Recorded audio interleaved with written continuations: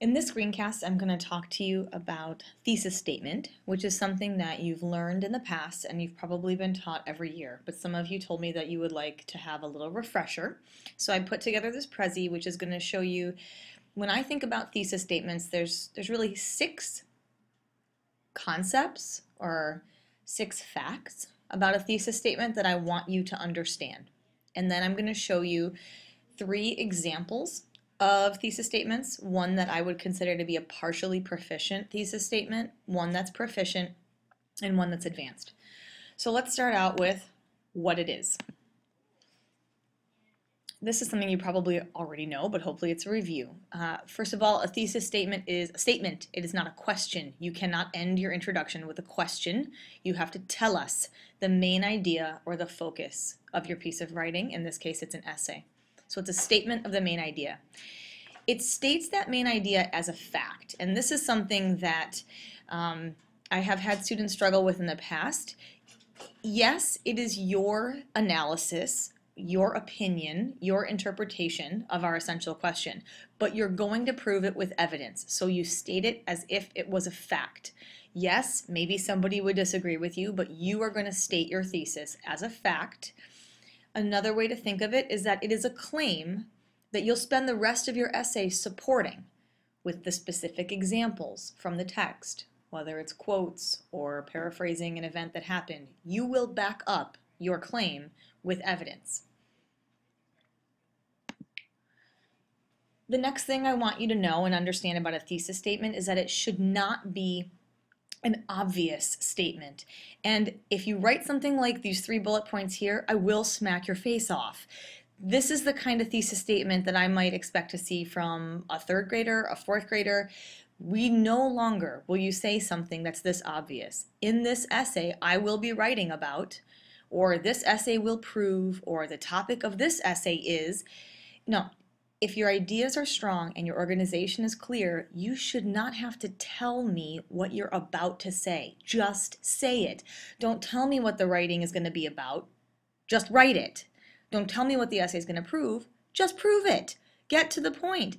And another thing I want to quickly mention is that you cannot say I in an essay. In an analytical essay about a novel, in this genre of writing, it is not appropriate to say I. You're going to say the reader, but you're not going to say I. So we know what a thesis is, and we know that it can't be super obvious, like coming out saying, in this essay, I will be writing about. Okay. So another thing I want you to understand is that a thesis is more than simply a statement of a topic. The thesis states your interpretation, or your analysis, or your opinion on the topic, not just the topic itself. So I've written 2 examples here to show you the difference. This first one is simply a topic. It's not a thesis. Authors use specific techniques to create empathy in their readers. Okay, that's a topic. We're going to be talking about empathy and the techniques that are used. This is more than a simple statement of a topic. This expresses an analysis that the writer has done that they're going to prove. John Boyne allows his readers to empathize with the characters in The Boy in the Striped Pajamas through a skillful use of dramatic irony, foreshadowing, and his unique choice of narrator. That is the writer's interpretation, the writer's analysis, and they're going to prove it and they're going to back it up with evidence. The next thing I want you to understand is that a thesis, a strong thesis, will identify some subtopics. And it should always give those subtopics in the same order that they're going to show up in the body paragraphs. So, for example, the same thesis statement I just showed you before, John Boyne allows his readers to empathize with the characters in The Boy in the Striped Pajamas through a skillful use of dramatic irony, foreshadowing, and his unique choice of narrator. You should expect, as the reader, that the very next paragraph that would come right here, the very next paragraph, the first body paragraph, would be about dramatic irony and how it creates empathy. The second body paragraph would be about foreshadowing and how it creates empathy. And the third and final body paragraph would be about choice of narrator and how that creates empathy. They need to go in the same order. The next thing I need you to understand is that your thesis shouldn't give it all away. By reading your thesis, your reader should understand your main point and what you're going to prove, but they should also need to read on in order to agree with your analysis. You don't put a whole bunch of evidence to back up your ideas in your thesis. The thesis is just kind of rolling out the main idea that the rest of the essay is going to be about, but you spend the rest of the essay supporting it, proving it. So your reader should want to read on to see how you're going to prove it. And lastly, I'm sure you guys know this already, but just to be safe, your thesis is the last sentence of your lead in this kind of writing, of your introductory paragraph. I don't know if anyone's ever talked to you about why it's the last sentence, or if they just told you it's the last sentence. But the reason it goes there is because letting your reader know the main focus of your piece up front, in the beginning, makes your ideas easier to follow throughout the rest of the essay. It also creates a predictable organizational structure. If we go back to this point, you're giving them a predictable organizational structure. Not only are you telling them what you're going to prove, but they can trust that you're going to prove it in the same order that you mention it in the subtopics. Predictability is comforting. It makes your reader feel smart. It makes them feel confident, and it primes their brain. It gets them ready to follow what you're going to say. So that's why we want to end our lead with our thesis, and it kind of says, hey reader, this is where I'm going to take you. Clear communication, as we've said all year, is powerful communication. If your communication is confusing, if it seems like it's a surprise when you mention something, that's not powerful communication, it's distracting.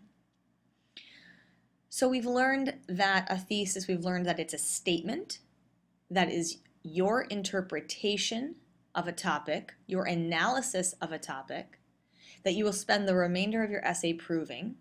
We've learned that it shouldn't be stated so obviously, like I will show you that, or this essay will be about, but it simply comes out and states what this essay will be about.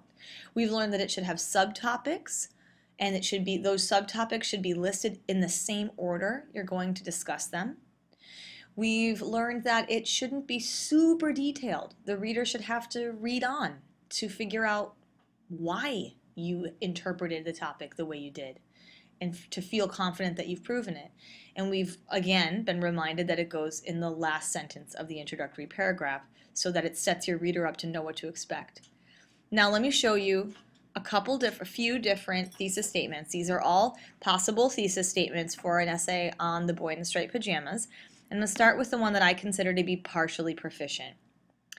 The author uses dramatic irony, foreshadowing, and revealing personal details to make you feel empathy. Think about that. Think about why that might be partially proficient. We'll come back to it. I'm going to show you a proficient one next. John Boyne uses the techniques of dramatic irony, foreshadowing, and revealing personal details very efficiently to make you feel empathy for the characters throughout the whole book. Why is that proficient and the one before was partially proficient? Think about it. Now let's look at one that's advanced. John Boyne allows his readers to empathize with the characters in The Boy in the Striped Pajamas through a skillful use of dramatic irony, foreshadowing, and his careful development of complex characters. Let's go back to the partially proficient one and see if you can feel the difference.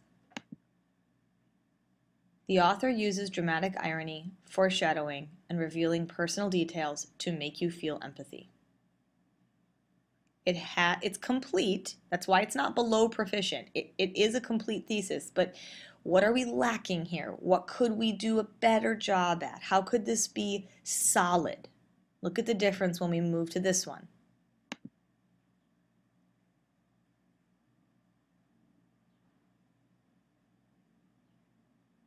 What does this one have that this one didn't?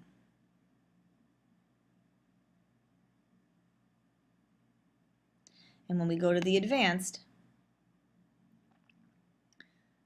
The difference between the advanced and the proficient is subtle. It's communicating the same ideas. It's in the subtlety of the wording, the smoothness of the wording. And one thing I want you to notice is in both the partially proficient and the proficient, look at this phrase, revealing personal details.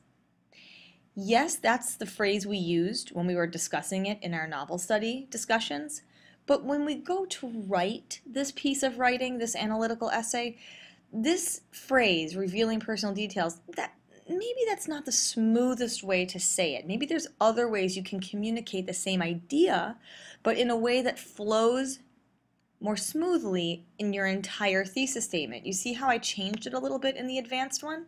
I changed it to his careful development of complex characters. Now, when I go into that body paragraph, I'll discuss that he reveals personal and private details about the characters in order to make them complex and develop them fully. But in my thesis, it just flowed better to describe it that way because my reader might not understand, the reader of my essay might not understand what I mean by revealing personal and private details. Okay. I hope this helped you understand how to write a strong thesis.